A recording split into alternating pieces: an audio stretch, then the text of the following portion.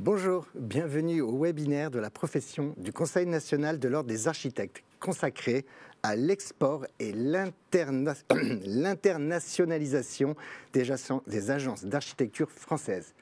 Un architecte français porte des spécificités. Il est fort de sa pratique déontologique. Il a prêté serment. Son attitude est responsable, innovante et contextualisée. Un architecte français est un explorateur, un expert, un philosophe. Vu de plus loin, il représente le bon goût, la culture, l'histoire. Son image est positive et peut même fasciner. Alors, comment ça marche? Qui peut le faire? Quelle réalité, quel quotidien pour les agences? Qui aide? Qui accompagne? À quelle porte frapper? Comment faire le premier pas?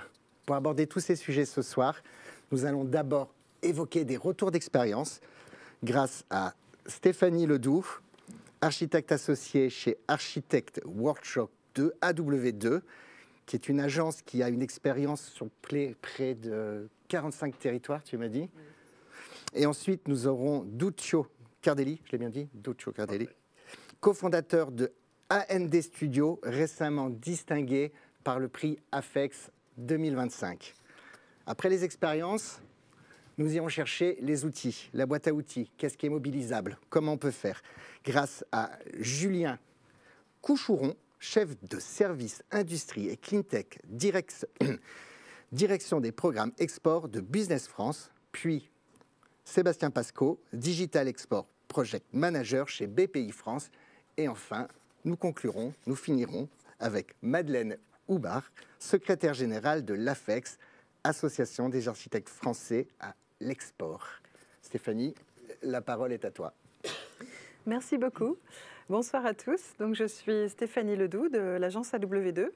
Donc, l'agence AW2 a été créée en 1997 et depuis, on a eu la chance d'explorer le monde de manière assez variée puisqu'on a été appelé dans différents pays et je vais essayer de vous raconter un peu dans quelles conditions tout ça s'est déroulé. Voilà, donc la première chose qu'il faut comprendre dans notre parcours, c'est que étant une agence française basée à Paris, une petite agence évidemment à l'époque, en 1997, la question de partir à l'export a toujours été très présente dans notre environnement, puisque mon associé, donc Reda Amalou, avait été éduquée en Angleterre, moi j'étais éduquée en France. On avait cette vision un peu de le monde est grand, on a envie de bouger, de faire des choses.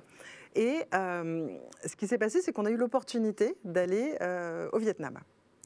Alors ça s'est passé de manière totalement fortuite, comme souvent les premières expériences, voilà, une occasion se présente. Et on y est allé. Cette occasion, c'était l'hôpital franco-vietnamien à Saigon. Alors à l'époque, le pays venait de s'ouvrir, donc c'était encore très hypothétique tout ça. Mais en réalité, l'avantage d'aller quelque part sans savoir ce qu'on y cherche vraiment, c'est qu'on n'a pas besoin d'atteindre un niveau particulier. On y va et puis on voit. Et on a eu à la fois de la chance et puis on a eu aussi une véritable rencontre qui est celle de travailler en dehors de ses bases, en dehors de son univers habituel. Et ça, quand j'appelle ça une rencontre, c'est que ça a conditionné tout le reste de notre développement. Et depuis 1997, en réalité, ça a été notre quotidien. Alors finalement, on pourrait se dire, mais pourquoi ne pas travailler là où on vit, etc. Alors on le fait aussi, évidemment. Mais on s'est rendu compte au fil des années que le fait de travailler à l'international nous nourrissait pour notre travail national. Et en réalité, on n'a jamais créé d'antinomie entre les deux sujets. On ne s'est jamais dit c'est l'un ou l'autre. Et ça, j'ai envie de dire, c'est la première étape. C'est de se dire, vous n'avez pas à choisir. Nous n'avons pas à choisir. On peut faire les deux et on peut le faire de belle manière. Et en fait, l'architecture est quand même un des sujets les plus internationaux qu'on peut imaginer, puisque ça correspond à une fonction de base qui est celle de vivre un espace. Et bien évidemment, vivre un espace, c'est quelque chose qui est complètement international.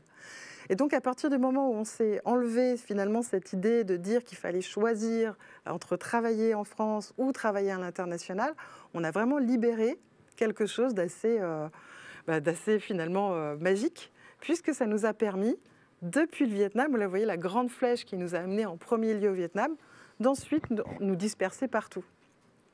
Alors tout ça, ça reste théorique. Dans la réalité, qu'est-ce qui s'est passé? On a fait cet hôpital. Alors ça a été un peu rock'n'roll, évidemment, comme on peut l'imaginer, hein, une jeune agence qui fait un hôpital. Alors un vrai hôpital, hein, aux standards internationaux, qui a été financé par la Banque mondiale, par les banques vietnamiennes de développement, etc. Donc c'était un vrai projet. Et il se trouve que ces projets-là, qui sont sur le temps long, finalement, nous donnent l'opportunité de rencontrer énormément de monde. Alors ça peut être bien sûr des bureaux d'études, ça peut être des maîtres d'ouvrage, ça peut être des investisseurs. Les pays, comme était le Vietnam à l'époque, donc là on parle de 97 toujours, étaient un endroit où on pouvait justement rencontrer 1 milliard de situations. Et donc à partir de toutes ces rencontres, on a eu l'opportunité de faire un hôtel. Et ça, c'est quelque chose d'intéressant, c'est que pour un architecte français, quand on a fait un hôpital à l'international, on peut aussi faire un hôtel. Ça n'est pas antinomique. Donc évidemment, ça donne envie. Et donc à partir de cet hôtel qui était le Four Seasons Nam Hai, on a été, je dirais, déployés partout dans le monde, puisque les opérateurs hôteliers, les clients, les investisseurs, etc., se sont mis à nous emmener dans leurs valises partout dans le monde pour réaliser d'autres projets. Donc voilà, ça a été notre manière de pouvoir rentrer dans le circuit. Et là, vous voyez la petite échelle de temps, là, donc aujourd'hui 2025 avec des petits points parce qu'on compte durer un peu plus. Et ben, on a finalement continué à déployer et à augmenter la quantité de pays dans lesquels on a été amené à réfléchir, à travailler, pas partout à construire évidemment, hein, comme tout le monde, mais en tout cas, on a élargi nos horizons. Alors, comment est-ce qu'on fait? Alors, la première étape, c'est de se dire, on considère que nos projets sont nos ambassadeurs. Et ça, c'est quelque chose qui, évidemment, est vrai partout, mais qui est particulièrement vrai à l'international, puisque je dirais que dans la communication immédiate, on a la grande chance d'avoir un métier qui se communique dans sa réalité. C'est-à-dire qu'on montre un projet. Et donc, à partir de là, on considère que nos projets qu'on montre sont nos ambassadeurs. C'est eux qui nous représentent. Ensuite, il y a la question du rôle. Ce qui est très intéressant, c'est qu'il est possible d'avoir un autre rôle que celui qu'on peut avoir dans le territoire national, et sans néanmoins perdre aucune de nos forces et de nos impacts sur le projet. Donc là, le petit schéma que vous voyez là vous montre qu'on peut ne pas être le mandataire, qu'on peut ne pas être au centre du système et néanmoins être pleinement l'architecte du projet. Et ça, c'est vraiment quelque chose, c'est une réflexion qu'il faut mener, parce que si on trouve sa juste place, on est plus fort dans nos sujets qu'en étant finalement diffus sur tous les sujets. Ensuite, il y a des méthodes, il y a des process, il y a d'autres moyens d'exercer le métier. Là, j'ai mis la SIA pour la Suisse, le RIBA pour tout ce qui est sous influence britannique, évidemment le FIDIC, un peu dans le reste du monde, les certifications BRIM, les LEED, etc. Donc, tous ces sujets-là sont finalement des référentiels ou des contextes contractuels. Et c'est rien d'autre que quelque chose dont on peut prendre connaissance et auquel on peut s'adapter.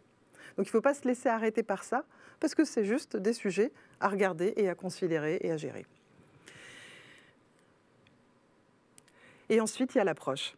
Et finalement, cette approche, c'est de dire quel est le langage commun. Comment est-ce qu'on établit en fait, la manière de communiquer, quelle que soit la culture, quel que soit le lieu, quelle que soit la langue, quelles que soient les habitudes, les âges, les expériences. Le langage commun, c'est l'approche contextuelle et c'est l'architecture bioclimatique. Parce que cette notion d'architecture bioclimatique, elle est internationale. Absolument partout, cette question-là se pose. Comment est-ce qu'on se positionne dans un site? Comment est-ce qu'on bénéficie des atouts du lieu?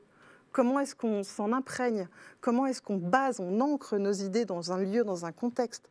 Comment on utilise les matériaux? Et comment on exprime toute la force d'un lieu? C'est quelque chose qu'on peut faire absolument partout. Donc finalement, on a établi une démarche qui va s'appliquer absolument partout, mais qui va proposer une réponse à chaque fois différente. La démarche est la même, la réponse est spécifique. Dans cette démarche, il y a l'établissement du concept et du narratif, avec cette idée que le contexte génère le narratif. Donc le narratif, c'est l'histoire. Ce narratif apporte le concept architectural qui nourrit le projet, qui nourrit l'idée. Et tout ceci devient un système vertueux qui, en réalité, permet de proposer l'expérience du lieu. Et c'est là où l'architecture contextuelle, qui parle absolument à tout le monde, quel que soit le pays où on va, rentre en résonance avec le fait de créer des espaces dans lesquels on vit. Et tout ça sont des choses qui nous font dire que ce langage commun, cette langue commune qu'on a avec le reste du monde, permet à tous les architectes d'aller travailler ailleurs que chez eux. Merci Stéphanie. Donc tout part d'une envie, de l'architecture, de la recherche d'un sens commun. Merci pour cette approche. Duccio. Donc, moi, je suis Duccio Cardelli de l'agence AND Studio, une agence qui a été fondée en 2015, après 15 ans d'expérience dans une agence qui s'appelle l'agence de Christian de Porzampar, qui a été Pritzker Prize en 1994, qui, pour moi et mon associé, donc c'est moi, Duccio Cardelli à gauche et Juan Ning à droite, nous avons décidé, nous travaillons ensemble chez Porzampar depuis déjà 12 ans, et après 12 ans, après moi 15 ans, lui 12 ans, on s'est dit, bon, là c'est le moment. Et l'international, ça a été la base de notre travail déjà, quand nous étions chez Porzampar. C'était un peu ce que je faisais. J'ai dirigé une partie de l'agence. On faisait beaucoup de développement à l'international, surtout la Chine. Moi, j'ai pu côtoyer beaucoup la Chine pour voir un peu comment ça marche, qu'est-ce que sont les intérêts, comment il faut faire pour un développement dans un pays qui est lointain, surtout quand on n'a pas un nom qui tient, parce que notre nom de AND Studio, c'est un nom qui est méconnu, comme la plupart des gens. Et du coup, on s'est dit, comment on fait pour attaquer l'international? Et nous, on s'est dit, la seule façon pour attaquer l'international, en tout cas pour la Chine, c'est qu'il faut qu'il y ait un Chinois dans la société, donc Juan Ning, et il faut ouvrir une agence locale.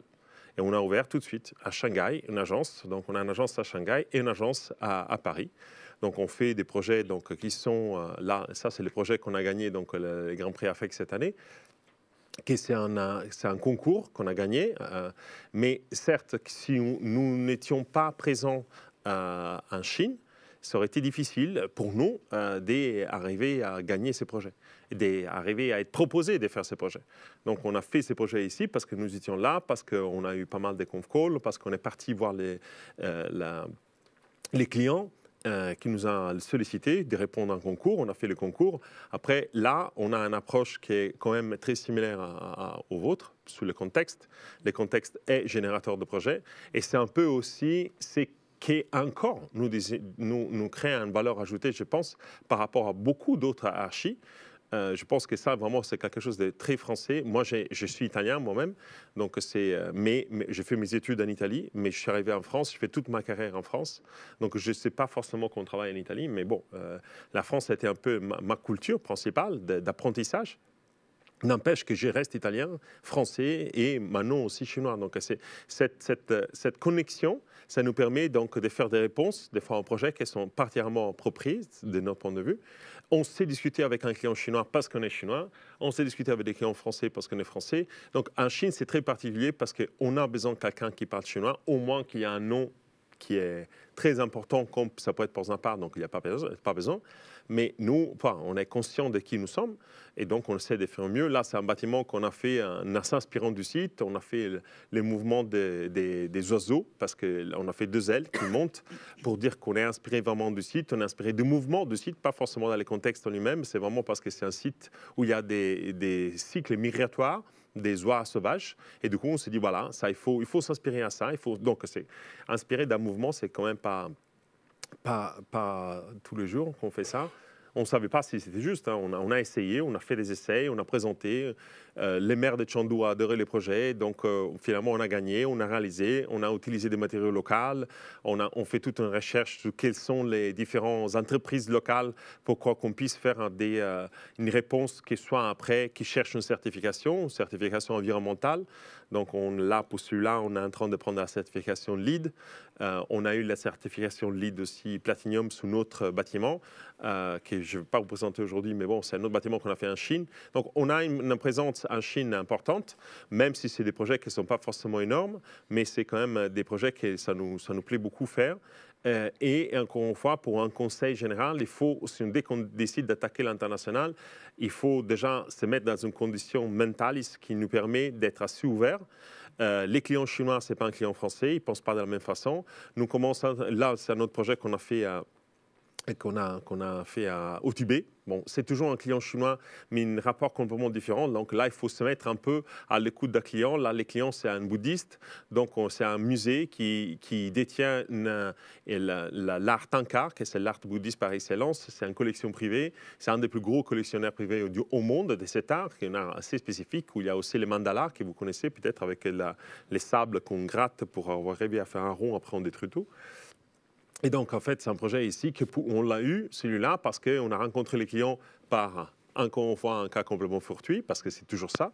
La fortune, la chance, ça reste quand même, moi, je dirais 50% de notre métier, plus ou moins, les coups de chance, disons entre 40 et 50. Et après, bon, il faut savoir, stimuler la chance aussi. Donc, si, bien évidemment, on ne bouge pas, non. Si on décide de faire l'international, il faut aller à l'international. Là, maintenant, nous sommes en train d'attaquer, si on veut dire ça, l'Arabie Saoudite. Nous irons très, très souvent. Et on commence là, maintenant, à avoir des intérêts. Là, pareil, on est en train de faire un deal pour ouvrir une agence à Riyad. Parce qu'on pense que c'est pareil. En fait, encore une fois, on n'a pas un grand nom. Ça, c'est un projet qu'on est en train de faire à Jeddah, que c'est un tapis volant avec des tours au vent. On essaie d'être bioclimatique avec des systèmes qui sont ancestrales, finalement.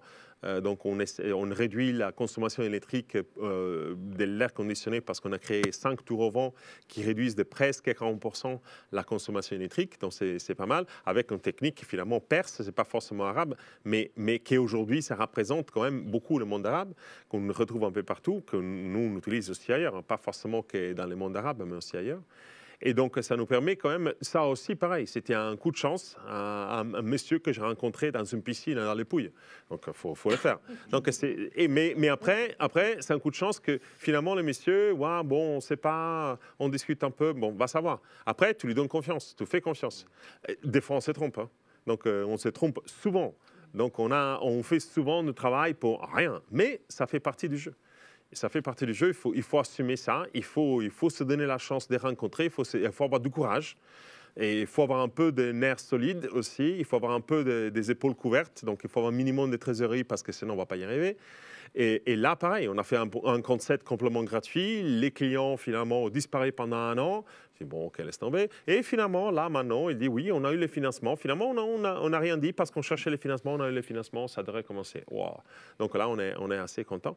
C'est un centre sportif lié avec Central. On a fait une sorte de jardin, une oasis. On a fait tout un bâtiment autour parce qu'il faut se protéger du soleil. Il faut une toiture qui se rappelle un peu les flying carpets des Aladdin. Et c'est marrant parce que c'est une référence quand même arabe, si on veut, même si c'est un peu... Mais bon.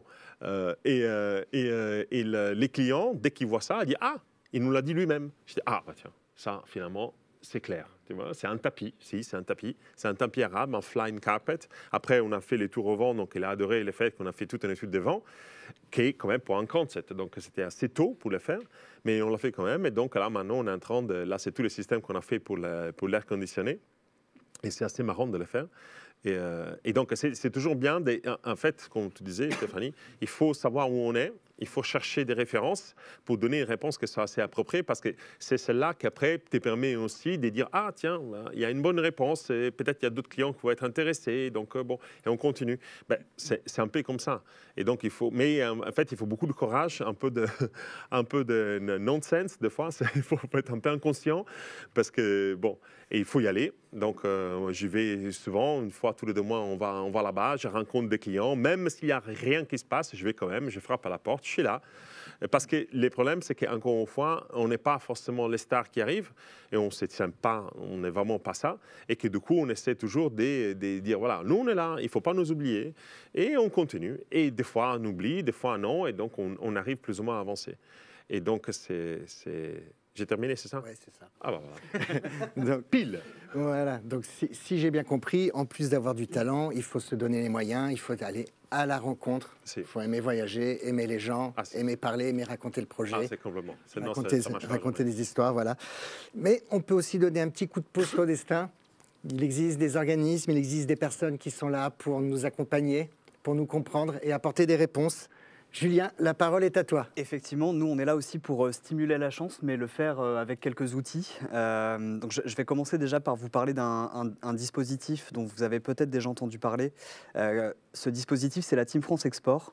Alors, qu'est-ce que c'est ? En fait, c'est une initiative qui a été lancée par le gouvernement il y a quelques années. En gros, pour faire simple, c'est le rassemblement des solutions publiques et privées en matière de soutien au développement à l'export. Donc, quand on parle de solutions publiques, ça regroupe les régions, les services de l'État, les chambres de commerce et d'industrie, BPI France, Business France. Donc, vous voyez un peu à l'écran l'ensemble des domaines dans lesquels cette Team France Export peut vous accompagner justement à mettre un premier pied à l'étrier de l'export et ensuite pouvoir développer votre activité. Cette Team France Export, concrètement, c'est un guichet unique pour l'ensemble des entreprises, c'est-à-dire que n'importe quelle entreprise française, où qu'elle soit dans les territoires en Outre-mer, peut bénéficier d'un conseiller international qui va être ce guichet unique, qui va faire le tour de l'ensemble des guichets publics, privés, en fonction des besoins et des problématiques de l'entreprise à l'international, et qui va lui apporter les solutions qui répondent justement à ses besoins. L'intérêt aussi de cette Team France Export, c'est que l'ensemble de nos solutions, elles sont compatibles entre elles. Je prends un exemple très concret, une entreprise qui participe à une de nos missions, et on y reviendra par la suite, elle peut la financer en partie avec des solutions proposées par BPI France, voire même par sa région. Tout ça fonctionne ensemble.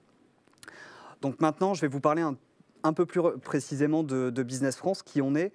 Donc Business France, c'est un opérateur de l'État qui a pour mission d'internationaliser l'économie française. Donc en gros, on a 3 missions.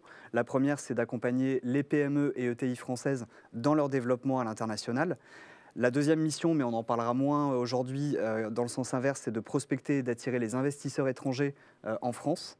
Et enfin, une troisième mission, et j'y reviendrai un petit peu plus tard, on gère un programme qui s'appelle le VIE, le Volontariat International en Entreprise, qui est un outil RH pour faciliter le développement à l'international des entreprises.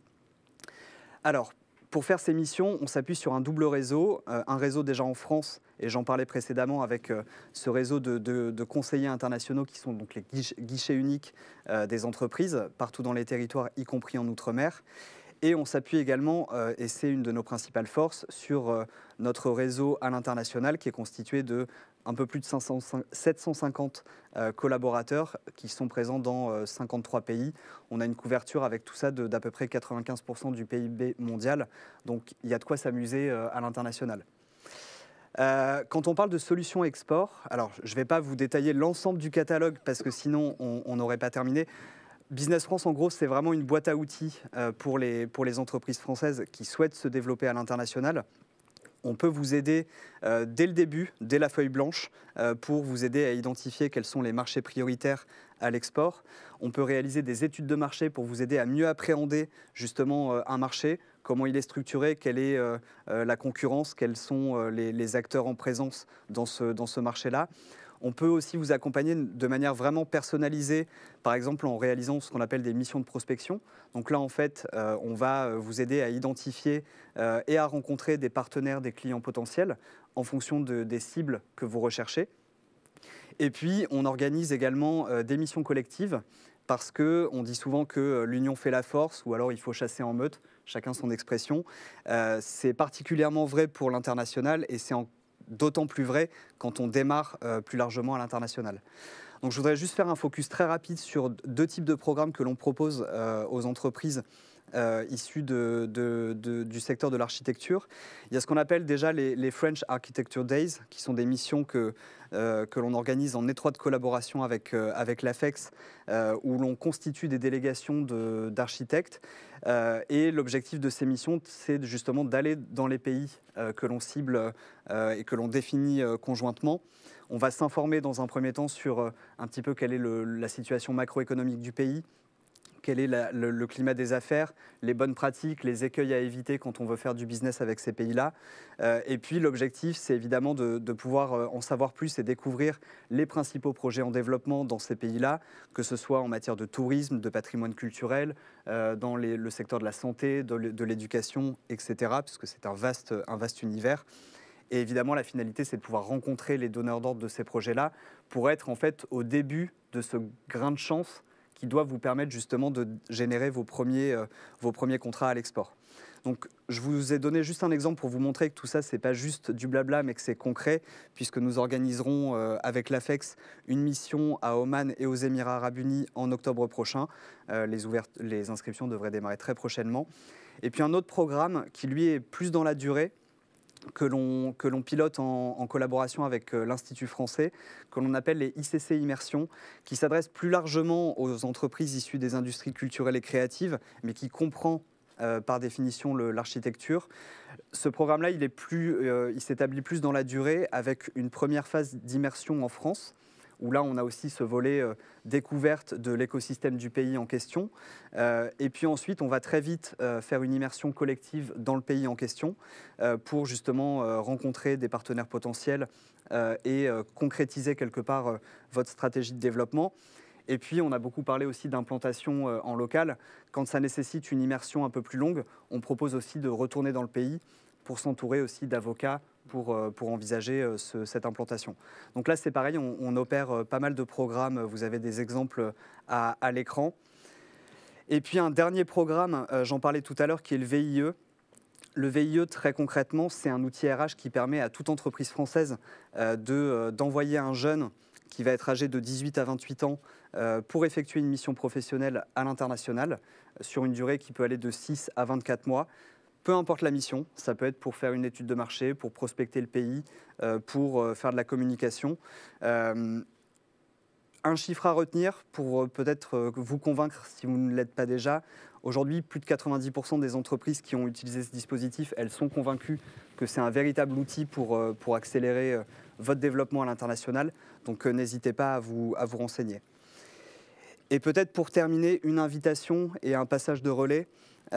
Si vous souhaitez démarrer l'aventure dans l'international, moi je vous donne rendez-vous tout simplement sur le site teamfrance-export.fr. Vous avez également mes coordonnées si vous voulez en savoir plus. Et puis l'international, c'est une aventure qui est passionnante. Je pense qu'on est tous convaincus. C'est une aventure qui n'est pas sans risque et pour ça il faut quand même sécuriser ce risque-là.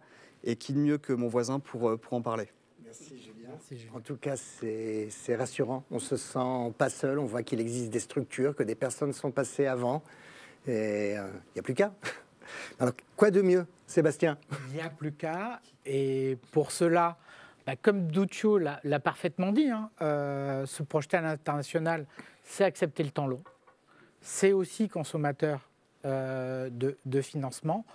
Et c'est en cela que BPI France est aux côtés des entreprises, globalement en France, sur leur croissance, mais aussi à l'international. Et à l'international, notre mission, c'est connecter, faciliter les courants d'affaires avec un réseau de 50 collaborateurs que vous trouverez partout en France, à votre écoute, en plus de tous les collaborateurs BPI France, ainsi que quelques collaborateurs à l'international. Alors, concrètement, à l'international, comment on va vous aider? Moi, je décrirais 4 momentum. Déjà, il y a se projeter. On en a un peu parlé tout à l'heure. Il faut aller dans le pays et y repartir et revenir, etc. Tout ça, c'est consommateur de temps, d'argent, avec des chances de succès qui sont parfois aléatoires. BPI France pilote dans ses dispositifs publics l'assurance prospection qui permet à une entreprise d'engager une mission sur 2-3 ans de prospection à l'étranger qui lui permet d'aller conquérir ces marchés-là. Ensuite, une fois qu'on a réussi à conquérir les marchés, qu'on a les fondamentaux, parfois vient le temps de l'implantation. Donc on peut utiliser des solutions RH avec le VIE, mais surtout, il faut avoir une représentation locale, créer une filiale, avoir des coûts inhérents à cette filiale-là. Donc BPI France aussi est là pour sécuriser ses projets de présence à l'étranger et de rayonnement de l'architecture française et du savoir-faire français à l'étranger. Donc ça, c'est un deuxième point, c'est accompagner ce BFR. Le troisième outil, sur lequel je me retarderai un peu plus, c'est la sécurisation de vos contrats. L'offre technique, effectivement, est un élément. Chaque fois que vous allez proposer un projet, vous allez soumettre une offre technique. Ensuite, il y a aussi l'adéquation de cette offre par rapport aux attentes de vos clients, qui va avoir ses propres conditions. Ils peuvent exiger des conditions de paiement qui vont être un peu difficiles. Il peut exiger des cautions. Ça peut générer chez vous du BFR. Tout cela représente un risque pour l'exportateur. Ce risque-là, Bpifrance est en mesure de le sécuriser dans la mise en œuvre de ce contrat. Ça va être en couvrant la banque qui va émettre des cautions, en vous octroyant des lignes court terme, en vous couvrant les lignes octroyées par vos banques pour couvrir le besoin court terme, ou en couvrant le risque de non-paiement du contrat. C'est très important. Et j'ajouterai un dernier risque, c'est aussi le risque de change. Parfois, on se dit, voilà, on est en euros, je soumets une offre en euros, elle va être acceptée. Ben, parfois, non. Parce que c'est l'acheteur à l'étranger qui va porter le risque de change. Et dans ce cas, si vous lui soumettez une offre en devise, ça va être beaucoup plus parlant pour lui et votre offre gagnera en compétitivité. Et ce risque de change, on peut le couvrir à vos côtés. Voilà, ça c'est l'ensemble des outils que Bpifrance peut mettre en œuvre pour sécuriser et améliorer la compétitivité de vos contrats à l'export et ensuite favoriser l'obtention de nouveaux contrats et ainsi de suite et faire rayonner. Je terminerai par un dernier dispositif, il me reste un tout petit peu de temps. Plus globalement, dans notre boîte à outils Bpifrance, c'est aussi l'accompagnement. C'est faire grandir les cabinets d'architecture. Et je passerai un peu de temps sur les accélérateurs architecture de demain que l'on lance conjointement avec la profession pour vous accompagner et structurer vos cabinets demain. Donc l'appel à projet architecte de demain est ouvert jusqu'au mois de décembre. Et c'est aussi un moyen de commencer à poser sa stratégie à l'export et de grandir par l'international. C'est bon pour toi? C'est bon pour moi. Moi, j'espère que tu as su sécuriser, dire que c'est possible. Mais comme dans toute grande aventure humaine, je crois qu'on a besoin d'amour. Et justement, il exige, je crois, une association française qui peut-être a des réponses de soutien à l'audace, à l'envie d'aller plus loin. Alors nous, on propose pas seulement de l'amour, mais de l'affection, puisque je dirige l'AFEX, qui est l'Association des architectes français à l'export, qui existe depuis une petite trentaine d'années et qui met au service des architectes un certain nombre de méthodes, de réseaux, mais surtout de partage d'expérience, je dirais. Et ici, on a 2 représentants des membres de l'AFEX qui sont particulièrement à nos côtés tous les jours et qui sont prêts à partager avec vous. D'ailleurs, c'est pour ça qu'ils sont là. Les choses merveilleuses qu'ils ont faites à l'international. Mais enfin, avant d'aller à l'international, je suis entourée là de 2 partenaires sérieux qui vous ont parlé du risque que comporte l'export. Et effectivement, l'export comporte un risque. Et nous, à l'AFEX, on n'est pas prosélyte, on n'est pas pour envoyer les architectes au casse-pipe. L'export, c'est merveilleux, il ne faut pas en avoir peur et il faut y aller. Mais il faut aussi se border, il faut savoir compter et il faut savoir calculer son risque quand même, parce qu'on peut prendre des risques, mais enfin de manière un peu limitée. Et nous, on est là pour essayer de donner des outils aussi pour limiter ce risque, tout en tentant cette expérience merveilleuse de l'export. Alors, donc l'AFEX, je vous le disais, c'est une association d'architectes qui est née il y a une trentaine d'années, qui compte 200 membres aujourd'hui et parmi lesquels une majorité d'architectes. C'est clairement une association d'architectes et vouée à le rester, puisque nous avons 120 cabinets dans l'association. Nous avons un deuxième collège, et ça je pense que c'est important que vous l'entendiez, que vous le sachiez, qui est le collège des membres associés de la maîtrise d'œuvre, c'est-à-dire les autres concepteurs qui concourent au projet. On ne va pas tout seul à l'export. Julien disait chasser en meute, mais en meute, c'est aussi en meute professionnelle un peu organisée.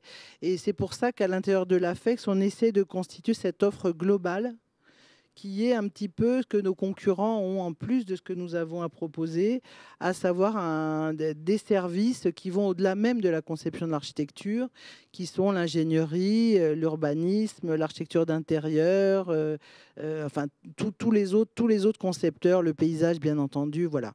Donc ça, c'est notre deuxième collège. Et puis, on a un troisième collège qui sont nos membres partenaires, qui se subdivisent en 2, les partenaires institutionnels, qui soutiennent notre action parce qu'on n'est pas tout seul. Les architectes ne sont pas tout seuls sur les sentiers de l'export. Ils sont accompagnés par leur ministère de tutelle, qui est le ministère de la Culture, mais aussi celui de la transition écologique, qui est très présent à nos côtés, mais aussi le ministère de l'Europe et des Affaires étrangères.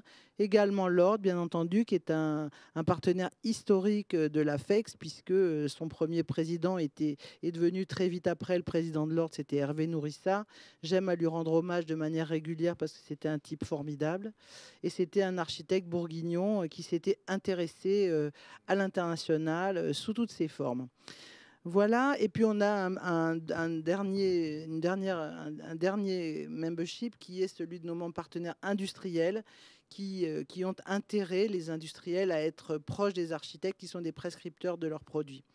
Alors vous avez entendu ces belles histoires, les histoires de deux belles agences qui sont très différentes l'une de l'autre et qui ont vraiment trouvé leur voie à l'international. Vous avez entendu parler de nos partenaires qui nous soutiennent dans nos actions et vous vous dites, oui, mais est-ce que c'est bien pour moi? Est-ce que l'export, c'est pour moi, c'est pour mon agence?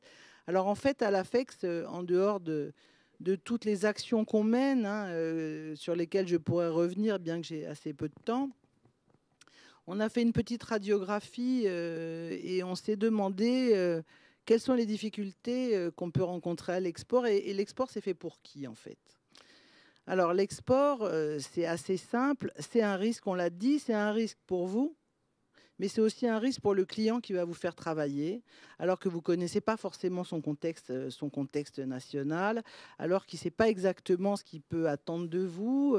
Il a des idées dans la tête, et est-ce que vous allez incarner ces idées-là? Donc, la seule manière de lui répondre, même si vous ne connaissez pas son contexte, c'est vos références. C'est-à-dire que, en premier lieu, un maître d'ouvrage étranger, il va vouloir savoir si vous avez déjà fait des choses comme celles dont il a besoin. Parce que ça, c'est la preuve que vous en êtes capable. Parce que le risque, il est partagé. Donc la référence est quelque chose d'important à l'export. Ce qui veut dire que les agences qui ont le plus de chances à l'export sont évidemment des agences qui ont des références. Alors Duccio parlait des très grandes agences, genre Ports en Parc, etc. Ceux-là, ils ne sont même pas nationaux, je dirais. Ils sont Pritzker, ils tournent en boucle autour de la planète. Ils ne sont pas nationaux. Ceux-là, on les met hors compétition. Il y a les grosses agences généralistes qui sont bien structurées, bien organisées et qui sont dotées de comptabilité analytique pour calculer leurs risques, justement, parce que ça, c'est vraiment quelque chose qu'il faut prendre en compte, quoi. Après, voilà, elles ont plein de références. Donc, celles-là, elles sont de nature à rassurer leurs clients étrangers. Ensuite, il y a une deuxième catégorie qui ne sont pas forcément de grosses agences, mais qui sont des agences qui sont spécialisées et qui ont des références pointues à présenter. Alors AW2, c'est une agence qui à la fois fait plein de choses à l'international dans beaucoup de sujets, mais ils ont une grande spécialité qui est le sujet de l'hôtellerie. Ils font des hôtels merveilleux tout autour de la planète. Et si un client veut se rassurer, il n'a qu'à regarder leur projet pour se dire que, bon, ben voilà, c'est bon, on va travailler avec eux, ils savent faire. Voilà, parce que c'est quand même ça la question. Voilà. Donc des agences pas forcément énormes, mais en tout cas spécialisées avec beaucoup de références, toujours pareil. Et puis, donc ça, c'est une deuxième catégorie d'agences qui sont vraiment très concernées, enfin qui peuvent vraiment exporter.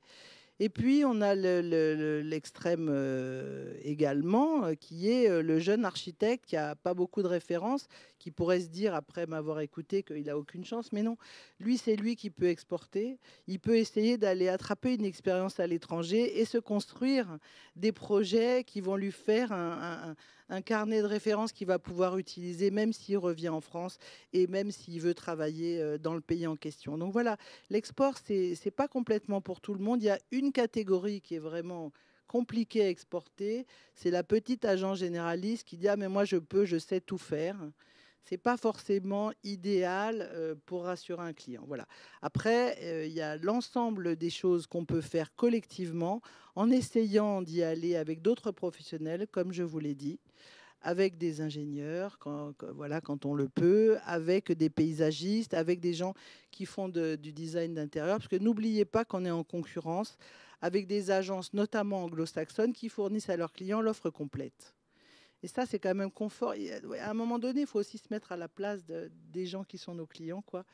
Donc, c'est à ça qu'il faut s'affronter. Voilà. Alors, bon, alors la FEX, qu'est-ce qu'on fait? En gros, On a 2 buts dans la vie. On a d'une part fournir aux architectes les outils de l'export, les mettre en relation avec ces gens qui sont là pour les aider. On a une relation très forte avec Business France depuis toujours, puisqu'on construit avec eux des missions de prospection collective qu'on fait tous les 2 fois par an à peu près, dans des pays où on a besoin d'architecture, ça c'est à peu près partout, mais où il y a un besoin solvable pour y répondre à ces besoins, enfin des moyens pour répondre à ça. Et puis aussi peut-être une maturité de la commande qui fait qu'on est capable que des maîtres d'ouvrage sont capables d'accepter de payer plus cher ce qu'ils peuvent avoir sur place pour moins cher, parce qu'ils sont conscients de la nécessité d'avoir une qualité architecturale pour répondre à leurs besoins. Donc voilà, c'est ce qu'on fait. Donc on fait ces missions de prospection 2 fois par an dans ces pays où on pense que les architectes français sont attendus et vont pouvoir travailler.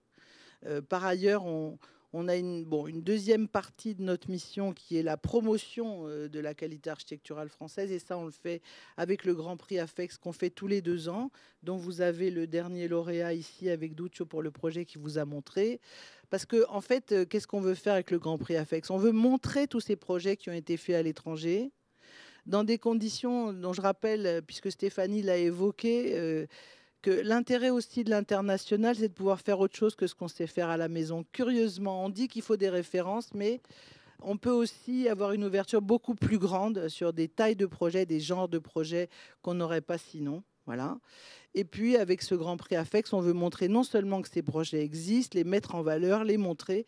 On veut montrer aussi que les architectes ne font pas n'importe quoi à l'étranger, qui font des beaux projets, des projets qui nous représentent, qui représentent notre façon de faire, notre conception de l'architecture, et que cette conception-là, eh bien, elle a des répercussions aussi en France, puisque vous ne revenez jamais complètement vierge de ce que vous avez vécu à l'étranger, et vous rapportez ces expériences en France, et ça, c'est extrêmement réjouissant. Alors, on a plein d'autres choses qu'on fait dans la FEX, mais peut-être j'ai fini mon temps. Merci. Merci. On va passer aux questions. Et j'en ai tout de suite une, parce que là, on a évoqué les bonnes pratiques, des exemples positifs. Mais qu'est-ce que vous pouvez dire? Qu'est-ce qu'on peut flécher sur les pires expériences, les pires croyances qu'une agence ou un architecte pourrait avoir pour se lancer à l'international? Est-ce que vous pouvez mettre des mots là-dessus? Dire surtout ne faites pas ça, surtout n'imaginez pas ça. Oui, mais je pense que je dirais surtout n'essayez pas d'exporter le modèle de l'exercice de la profession tel que vous l'avez vécu au quotidien. Donnez-vous justement la chance de vous évader de ça et de découvrir quelque chose de nouveau. Et ça ne change pas notre nature profonde d'architecte. Mais par contre, n'essayons pas d'exporter le modèle d'exercice parce que ça ne serait pas ni logique ni adéquat. Vous voulez rajouter des compléments ou une anecdote sur une situation vraiment gênante due à des croyances ou à une situation inappropriée? Pour aller encore plus loin, moi je dirais même, n'essayez pas de dupliquer ce que vous avez réussi à faire avec tel pays, avec un autre, puis encore un autre pays, parce que ça ne fonctionne pas comme ça. Il y a autant de manières de travailler avec ces pays qu'il y a de pays, tout simplement. Et donc c'est une erreur qui paraît évidente à éviter, mais on retrouve parfois des entreprises qui essayent de calquer leur modèle. Ce n'est pas toujours la bonne manière de faire. Rarement le cas d'ailleurs.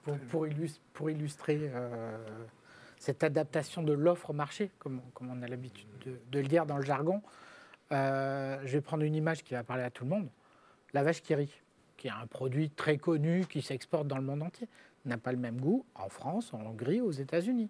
Elle est légèrement adaptée en fonction des goûts locaux. Voilà. Donc, faites, entre guillemets, faites de la vache qui rit. C'est ce que j'aurais presque tendance à dire. Enfin, en même temps, quand on achète français. Ça veut dire que on veut de la vache qui rit quand même originale d'une certaine façon. Et non, je pense qu'il faut être ce qu'on est. Mais par contre, comme l'a très bien dit Stéphanie et comme l'a dit Duccio aussi, il faut être extrêmement sensible au contexte et aux cultures locales, parce que sinon on répond complètement à côté. C'est-à-dire une vache qui rit qui écoute. On a notre façon de prendre un projet, c'est notre code génétique. Ça reste. Donc on exporte ça. Mais après, c'est la partie, il faut l'adapter où nous sommes. Donc voilà. la vache qui, je ne sais pas si c'est le bon exemple, mais quand même, les principes, c'est vraiment d'essayer d'avoir un autre principe, qui soit donc une architecture bioclimatique, faire attention au contexte. Ça, c'est toujours la même chose. On a toujours, comme tu l'as dit très bien, on s'y prend toujours de la même façon, mais après, on s'adapte. Et donc, c'est là, il faut vraiment pouvoir s'adapter. Si on arrive là-bas avec beaucoup de prétentions, là, on se trompe souvent. D'accord, j'ai une autre question. Donc, est-ce que c'est un fantasme? Est-ce que c'est une réalité? Souvent, on imagine, parce qu'en France, on a un cadre législatif qui est complexe, beaucoup de normes, des réglementations, de la sécurité.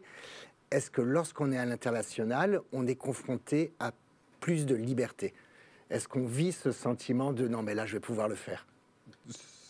C'est pas aussi systématique que ça. Alors, est-ce que vous pouvez préciser? Oui, alors, ce que je dirais, c'est que de toute façon, le contexte réglementaire existe pour notre métier où qu'on soit.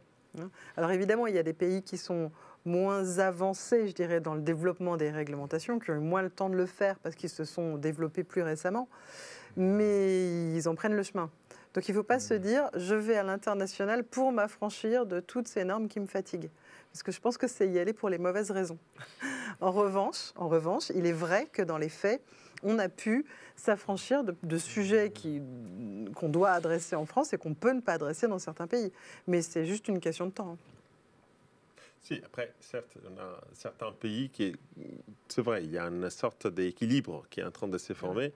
Mais bon, quand tu es en Chine, là, il y a certaines normes qui sont encore plus strictes qu'ici, d'autres non. C'est ça. Les projets qu'on a fait en Chine, ici, ce serait interdit.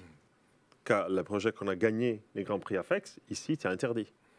Parce qu'il y a plein de réglementations feu qu'ici, ce n'est pas possible.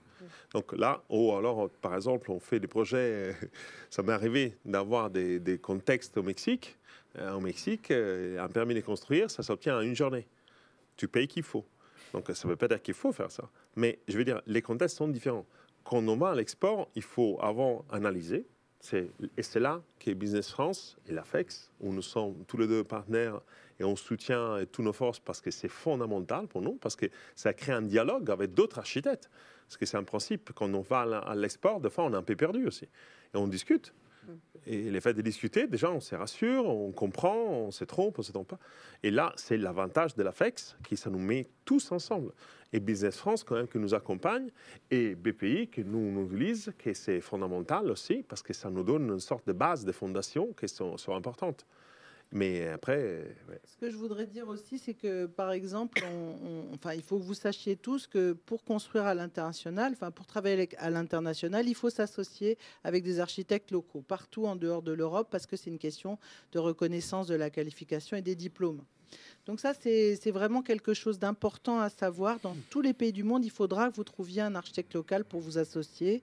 Et puis après, la collaboration se fera en fonction des atomes crochus, de la qualification. Enfin voilà, ça dépend des affinités, ça dépend de plein de choses. Et en tout cas, nous, à l'AFEX, ce qu'on fait pour favoriser ça, on essaie de fabriquer des réseaux de jeunes professionnels qui pourront être les partenaires locaux des architectes. On reçoit des stagiaires qui sont des jeunes architectes dans les agences françaises. On l'a fait beaucoup avec les Chinois, avec les Indiens, avec des Ivoiriens. Et là, en ce moment, on a 2 promos de jeunes professionnels saoudiens et coréens. Et avec ça, on essaye non seulement de créer un réseau de soft power, c'est-à-dire parce qu'ils vont venir 6 mois dans les agences françaises, donc ils vont ils vont comprendre un petit peu quelle est notre approche, quelles sont nos méthodes. Et on pense, et d'ailleurs c'est arrivé pour la Chine, pour plusieurs agences, qu'une fois revenus dans leur pays d'origine, ils vont avoir envie de retravailler avec les agences dans lesquelles ils ont séjourné. Voilà. Donc ça, c'est un exemple. En tout cas, il faut que nos interlocuteurs sachent qu'il y a cette obligation légale de s'associer. Alors, j'ai une question. La commande est-elle plus intéressante à l'étranger? Et si oui, quelle proportion des projets à haute valeur ajoutée en termes d'innovation, de design, d'impact urbain ou environnemental se concentre hors de France? J'ai bien... c'est un peu loin. C'est beaucoup de questions en une.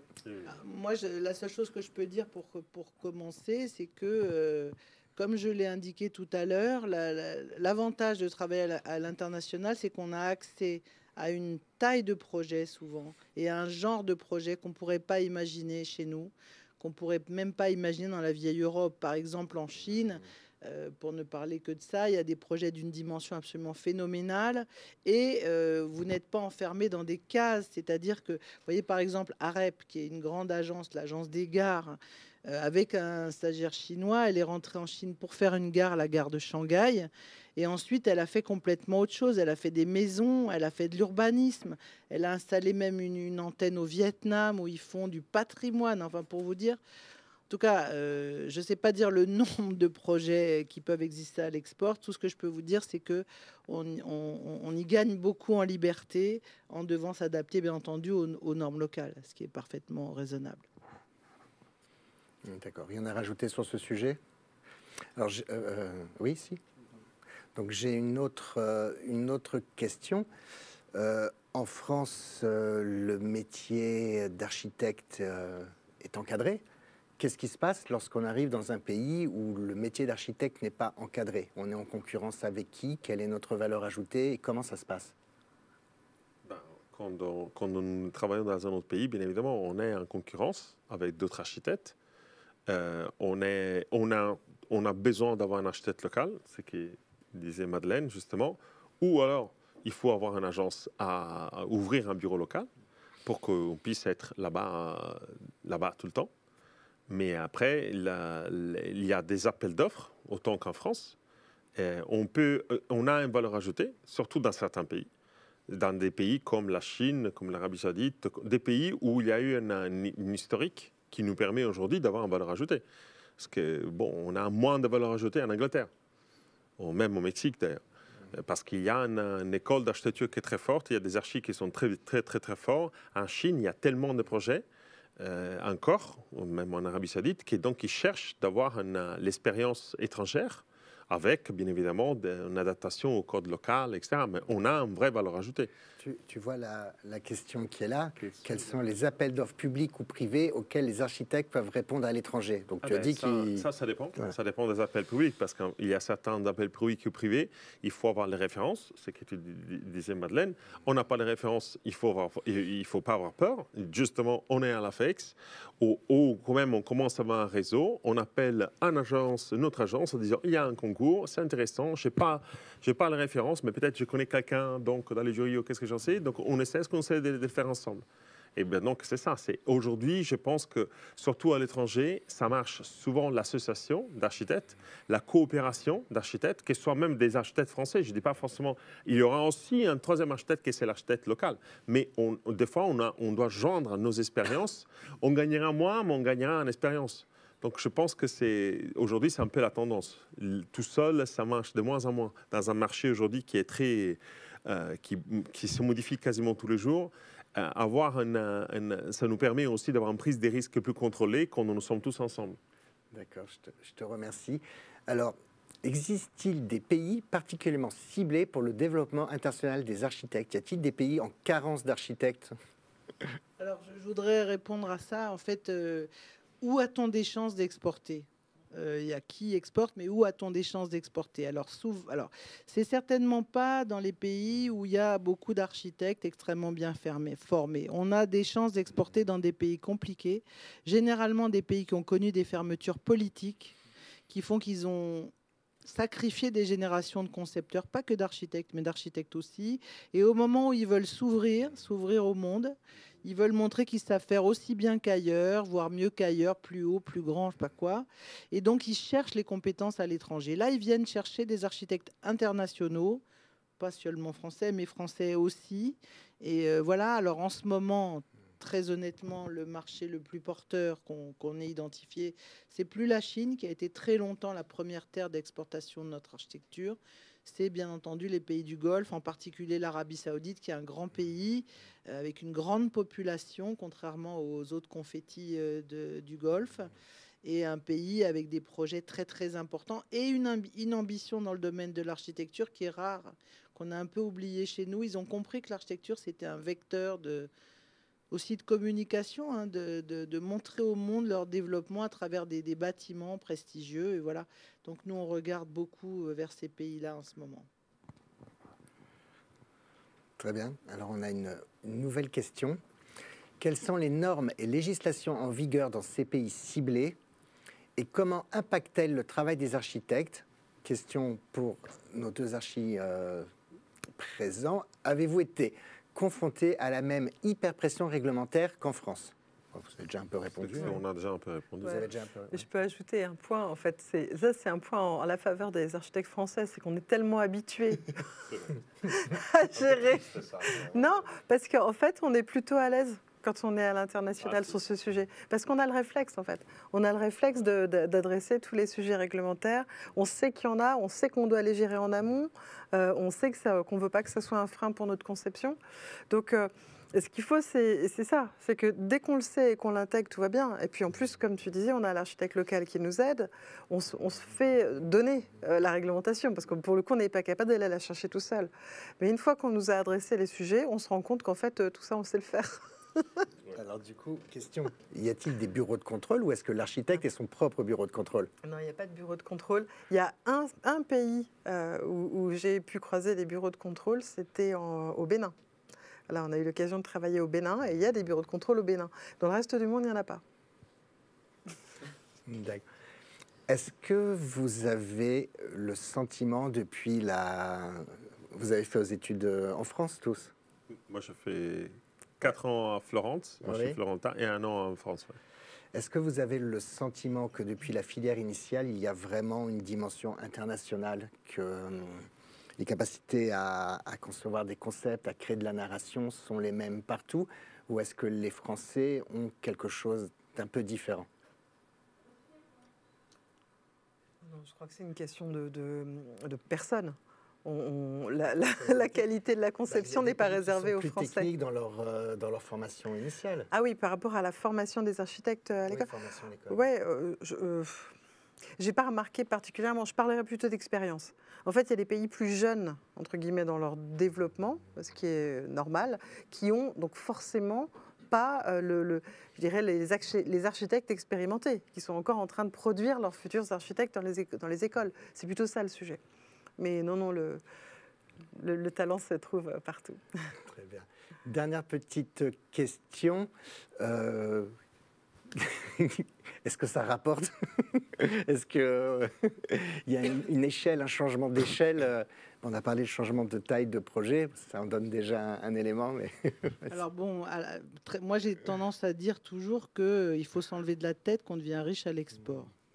Parce que je ne pense pas du tout que ça soit beaucoup d'argent qu'on gagne, sauf sur le long terme.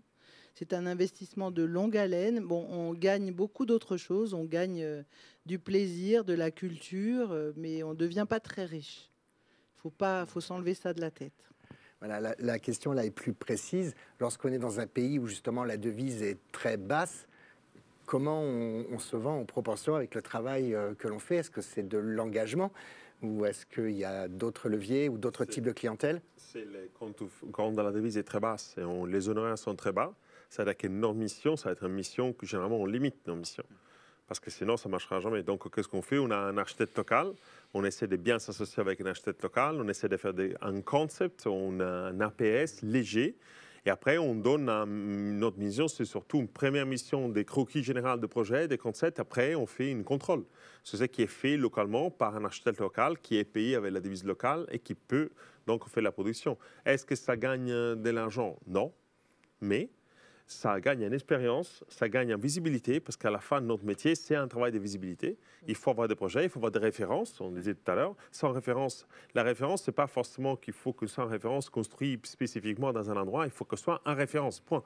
Il faut avoir fait une école, il faut avoir fait un lycée, il faut faire un centre culturel. Sinon, tu ne pourrais pas répondre à certains marchés. Et certains marchés, la France est très spécifique par rapport à ça, parce que souvent, on nous demande de voir la référence en France, dans le marché international. Non. Là, c'est beaucoup plus libre. Il faut avoir des références tout court. Merci, c'est très clair.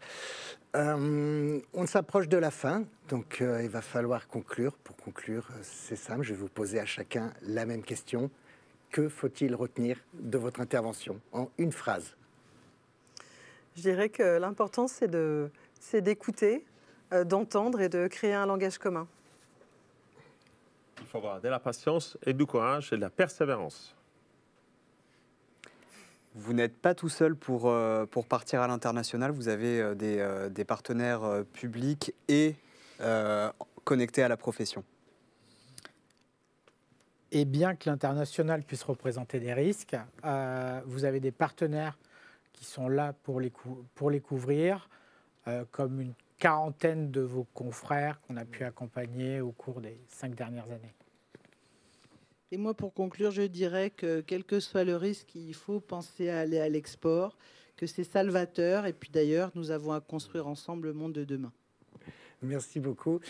Alors, quelques informations complémentaires. Le prochain webinaire sera le 8 juillet et il parlera des solutions face aux difficultés de la profession aujourd'hui. Ensuite, pour ceux qui envoient des messages pour demander leur attestation de formation, c'est le lien pour s'inscrire qui fait office de formation. Voilà, je vous dis à tous à très bientôt et encore un grand merci. Merci. Merci.